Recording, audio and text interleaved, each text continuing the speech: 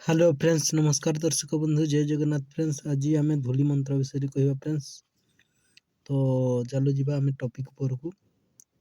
धूली मंत्र है ओम कंचा दूध थाई मथारे दियंते अमुकाईर पोइली बाई होई आसंते आई देखिले पिता भाई देखिले विश्व पिता शाशु शशुर विश्व पिता मते न देखिले करई चिंता जीवंते पाद तले कटिब मरंते मशाणी भुईरे लुटिब लागो लागो लगी न छाड़ी बु ए महाचंडी राण काउरी काउचंडी राण किटाइमा पत्र सौरुणीर कुटी कुटी राण।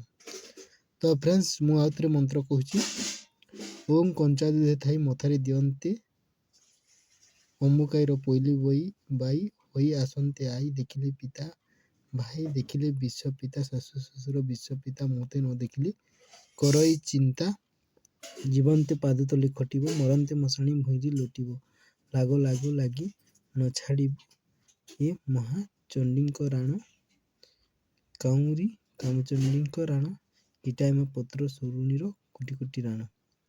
तो फ्रेंड्स यही मंत्र को किछि धूली आनी यही मंत्र रे 7 थर मंत्री कपाल रे घेनी जही इच्छा तही गले समस्ते वश्य हंती फ्रेंड्स।